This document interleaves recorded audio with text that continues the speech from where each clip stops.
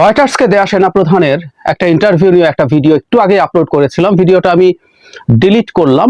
এটা অবশ্য এমন না যে আমাকে করতে বলা হয়েছে, অনেকে মনে করেছেন এটা আমাকে কেউ কেউ ফোন করেছেন।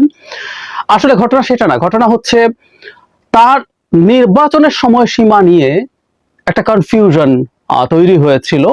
বিভিন্ন ভাবে বাংলাদেশে এটা এসছে।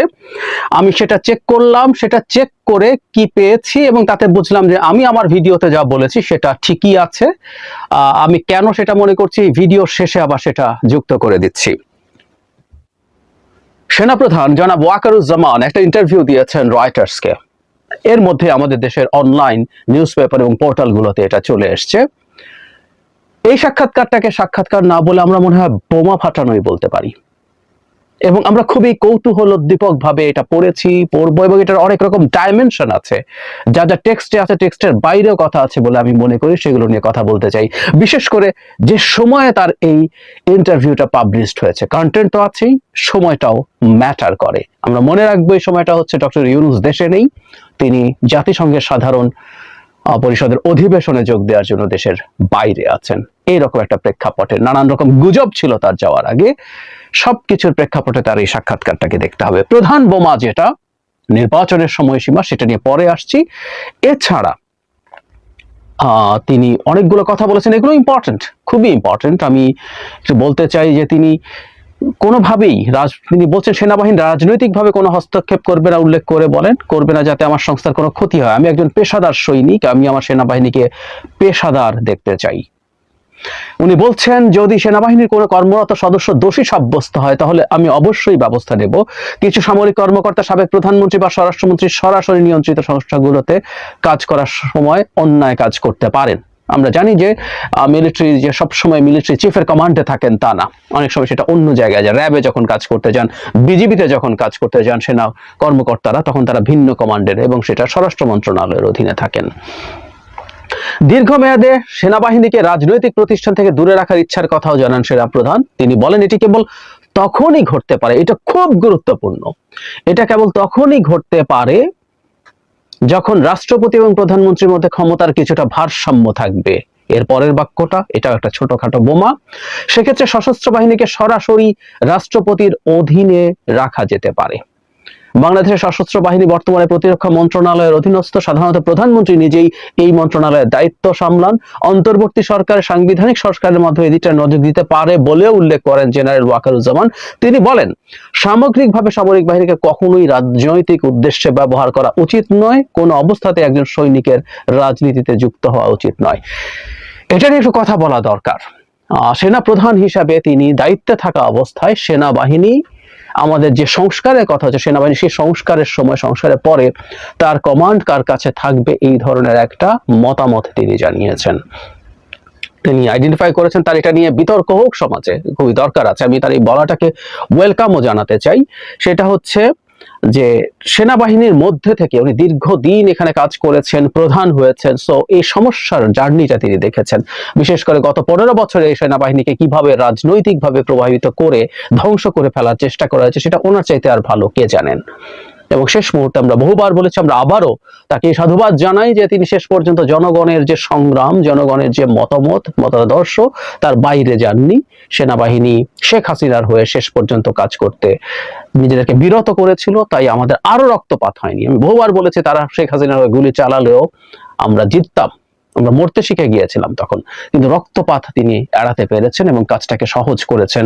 অবশ্যই তিনি এবং বাহিনী পুরোটা আমাদেরই সন্তান, তারা সবাই আমাদেরই মানুষজন, তারা এই মাটির সন্তান। সো আমরা প্রত্যেকে তাদের কাছে কৃতজ্ঞ আছি। কিন্তু তিনি যে সাজেশনটা দিয়েছেন, আমার মনে হয় এটা নিয়ে সমাজে সিরিয়াস আলাপ আলোচনা শুরু হওয়া দরকার। এবং যেহেতু সংস্কারের কথা আমরা বলছি এবং আমরা প্রধানমন্ত্রী প্রেসিডেন্টের ক্ষমতার ভারসাম্যের কথা বলছি, সেখানে এটা আসতেই পারে। কিন্তু আমার কাছে সবচেয়ে গুরুত্বপূর্ণ যেটা মনে হয়েছে, যেটা প্রধান বোমা এর মধ্যে দুটো কথা আছে, সেটা পড়ি, আমি ওনার বক্তব্য হুবহু পড়ি, তাহলে সবচেয়ে ভালো হবে। ওয়াকারুজ্জামান বলেন আমি তার ব্র্যাকেটে ডক্টর ইউনূসের পাশে থাকবো যাই হোক না কেন। খেয়াল করি আমরা কথাটা, এটাও একটা বোমা, মানে অনেকগুলো বোমা, এটাও বোমা। আমি আবারও পড়ছি, আমি তার পাশে থাকবো যাই হোক না কেন, নো ম্যাটার হোয়াট, এরকম লেখা আছে। ইংরেজিতে, যাতে তিনি তার মিশন সম্পন্ন করতে পারেন। তিনি 17 কোটি মানুষের দেশে একটি অবাধ ও সুষ্ঠু নির্বাচন অনুষ্ঠানের পথ প্রশস্ত করতে বিচার বিভাগ, পুলিশ, আর্থিক প্রতিষ্ঠানগুলোতে প্রয়োজনীয় সংস্কার করার প্রতিশ্রুতি দিয়েছেন। তিনি বলেন, সংস্কার করার পর গণতন্ত্রের উত্তরণ 1 বছর থেকে 1.5 বছরের মধ্যে করা উচিত, তবে এই সময়ে ধৈর্যের প্রয়োজনীয়তার উপরও জোর দিয়েছেন তিনি। আপনি যদি আমাকে জিজ্ঞেস করেন, আমি তাহলে বলবো এই সময়সীমার মধ্যেই আমাদের গণতান্ত্রিক প্রক্রিয়ায় প্রবেশ করা উচিত। আমি এই জায়গাটা আবার পড়ি, এটাই হলো মূল কথা, মূল জায়গা। দুটো খুব গুরুত্বপূর্ণ ব্যাপার আছে। আমি তার পাশে থাকবো, যাই হোক না কেন, তিনি যাতে তার মিশন সম্পন্ন করতে পারেন। তিনি 17 কোটি মানুষের দেশে একটি অবাধ ও সুষ্ঠু নির্বাচন অনুষ্ঠানের পথ প্রশস্ত করতে বিচার বিভাগ, পুলিশ এবং আর্থিক প্রতিষ্ঠানগুলোতে প্রয়োজনীয় সংস্কার করার প্রতিশ্রুতি দিয়েছেন। তিনি বলেন, সংস্কারের পর গণতন্ত্রের উত্তরণ 1 বছর থেকে 1.5 বছরের মধ্যে করা উচিত, তবে এই সময় ধৈর্যের প্রয়োজনীয়তার উপরে জোর দিয়েছেন তিনি বলেন, আপনি যদি আমাকে জিজ্ঞেস করেন তাহলে আমি বলবো এই সময়সীমার মধ্যে আমাদের গণতান্ত্রিক প্রক্রিয়া প্রবেশ করা উচিত। খুবই ইন্টারেস্টিং কিছু কথা উনি বলছেন। ডক্টর ইউনূসের পাশে থাকুক, যাই হোক না কেন আলাপ আসছে কেন? আমরা এই আলাপ অনেকের মধ্যে করতে দেখেছি। আমাকে কেউ ব্যক্তিগত পর্যায়ে জিজ্ঞেস করেছেন যে ডক্টর ইউনূস তো আমেরিকায় যাচ্ছেন, এই সময় বাংলাদেশ একটা অস্থিতিশীল পরিস্থিতি তৈরি করে সেনাবাহিনীর ক্ষমতা গ্রহণের পথ তৈরি করার চেষ্টা হবে কিনা। কেউ গোপন সূত্রে কিছু খবর ওনাকে পেয়েছেন, আমার কাছে জানতে চেয়েছিলেন। সো ডক্টর ইউনূসের পাশে উনি থাকবেন, দেশের ভেতর দেশের বাইরে থেকে যে কোনো চেষ্টা যদি হয়েও থাকে সেটা তিনি নাকচ করে দিয়েছেন, এটা খুব স্পষ্ট। তার মানে যাই হোক না কেন, মানে সেনা প্রধান নিজেও কিছুটা স্বীকার করছেন কিছু হতেও পারে। ডক্টর ইউনূসের সরকারকে ডিস্টেবিলাইজ করার চেষ্টা দেশের অভ্যন্তরে এবং বাইরের সম্মিলিতভাবে আছে, এটা আমরা জানি এবং এটা এখন খুব প্রকাশিত। আমি এই কথাটা দিয়ে নিশ্চয়তা দেওয়ার জন্য জনাব ওয়াকারুজ্জামানকে আমরা নিশ্চয়ই ধন্যবাদ জানাতে পারি, এবং উনি ইঙ্গিত দিয়ে দিলেন, রিডিং বিটুইন লাইন্স হচ্ছে, সমস্যা হতে পারে কিন্তু উনি ডক্টর ইউনূসের সাথে থাকবেন।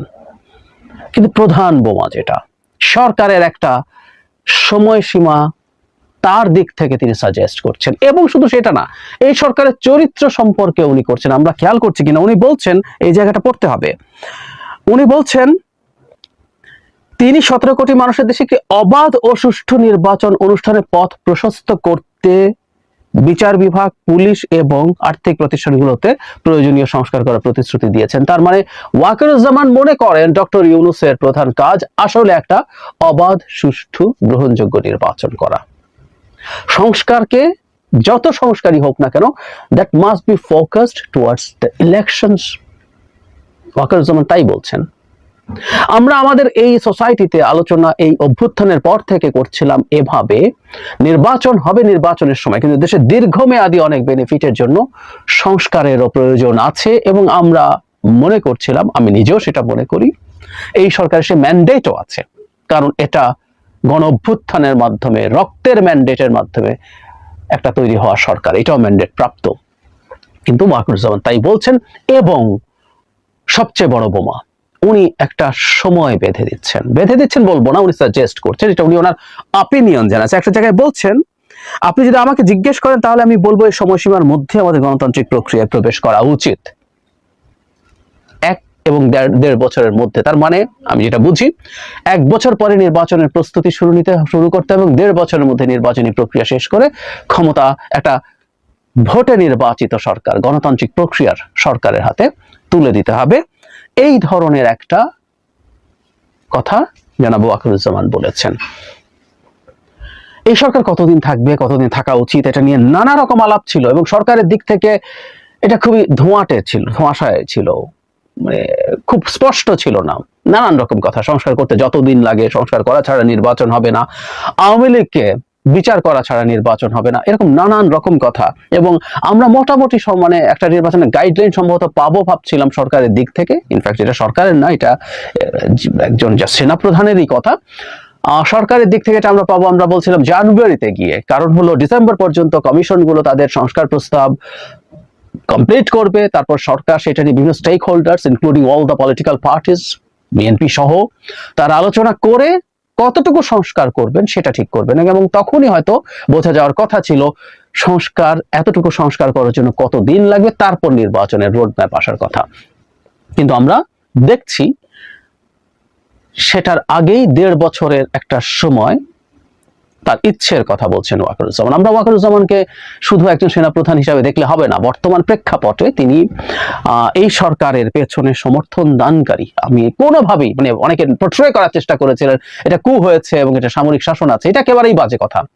আমি এটা নিয়ে আলাদা ভিডিও করেছি, এটা একেবারের সাথে একেবারেই কোনো মিল নেই। কিন্তু এই সেনাবাহিনীর সমর্থন লাগছে, এমনকি সেনাবাহিনীকে দেশের এই বিধ্বস্ত অবস্থায় ম্যাজিস্ট্রেসি পাওয়ার, এক্সিকিউটিভ ম্যাজিস্ট্রেটের পাওয়ার নিয়ে আইন শৃঙ্খলা রক্ষা কাজে নামতে হয়েছে। সুতরাং পরিস্থিতিটা তো আমরা বুঝতে পারছি। সুতরাং এই সরকারের পেছনে সেনাবাহিনীর যথেষ্ট কাজ করতে হচ্ছে, সমর্থন করতে হচ্ছে। সেই প্রেক্ষাপটে একজন সেনাপ্রধানের বক্তব্য, সেনাপ্রধান যা বলছেন সেটাকে খুব গুরুত্ব দিয়ে দেখতে হবে। ইনফর্মালি তিনি যথেষ্ট গুরুত্বপূর্ণ ব্যক্তি এই মুহূর্তে, তো তিনি মনে করছেন ওটা। এখন প্রশ্ন আমাদের আসতেই পারে, তিনি কি সরকারের সাথে কথা বলেছেন? উনি ইন্টারভিউর একটা জায়গায় বলছেন যে ডক্টর ইউনূসের সাথে তার চমৎকার সম্পর্ক আছে এবং প্রতি সপ্তাহে তিনি ডক্টর ইউনূসের সাথে বসেন, কথাবার্তা হয়। ইভেন আমরা দেখেছি ডক্টর ইউনূস আমেরিকা যাওয়ার আগেও জনাব ওয়াকারুজ্জামান তার সাথে আলোচনা করেছেন, বসেছেন। বসতে হবে, কারণ মিলিটারি এখন শুধুমাত্র যুদ্ধ প্রস্তুতিতে নেই, সে দেশের প্রশাসন এবং দেশের আইন শৃঙ্খলা, প্রশাসন নয়, আইন শৃঙ্খলা রক্ষার কাজে তিনি ব্যস্ত আছেন। তো সুতরাং ডক্টর ইউনূসের সাথে দেখা করে তার এন্ডোর্সমেন্ট নিয়ে উনি এই কথা বলেছেন কিনা এই প্রশ্ন আমাদের কারো মাথায় আসতে পারে, নাকি তার এন্ডোর্সমেন্ট ছাড়া নিজে থেকেই তার অপিনিয়ন জানিয়েছেন। এটা একটা খুব গুরুত্বপূর্ণ প্রশ্নের জায়গা। আমরা সময়ের সাথে সাথে হয়তো সেটা জানতে পারবো। এবং এই মুহূর্তে এই যে সময় তিনি বললেন, আমি মনে করি এই সময়টা নিয়ে আমাদের সমাজেও আসলে এখন আলাপ আলোচনা শুরু হওয়া দরকার। আমরা আসলে কতটা মনে করি সময়টা কি এটা ঠিক আছে, নাকি আরো বেশি, নাকি আরো কম, এই আলাপ আলোচনাটা দরকার আছে। খুবই গুরুত্বপূর্ণ একটা ইন্টারভিউ এবং একটা বোমা, সত্যিকার অর্থে আক্ষরিক অর্থে একটা বোমা ফাটিয়েছেন সেনাপ্রধান। আমরা আমাদের সমাজে এটা দরকার আছে। তিনি যেহেতু প্রকাশ্যে এই সাক্ষাৎকার দিয়ে কথা বলেছেন, উনিও চেয়েছেন এটা নিয়ে প্রচুর আলোচনা, ডিবেট শুরু হোক। আসুন আমরা সবাই সেটা শুরু করি। রয়টার্সের যে সাক্ষাৎকারটা ছিল সেটা নিয়ে বাংলাদেশে বিভিন্ন পত্রিকা বিভিন্নভাবে রিপোর্টটা করেছে। ফলে তিনি সরকারের মেয়াদ কতদিন হবে, কতদিনের মতো নির্বাচন হওয়া উচিত, সেটা নিয়ে একটা কনফিউশন তৈরি হয়েছে। কনফিউশনের কিছুটা সূত্র আসলে রয়টার্সও, এটা বলা যেতে পারে। রয়টার্সের এই জায়গাটা আমরা যদি খেয়াল করি, উনি রিফর্মের জন্য বলছেন, তারপরে বলছেন following the reforms, Zaman, who took over as the army chief only weeks before Hasina's ouster, said a transition to democracy should be made between a year and a half, but underlined the need for patience.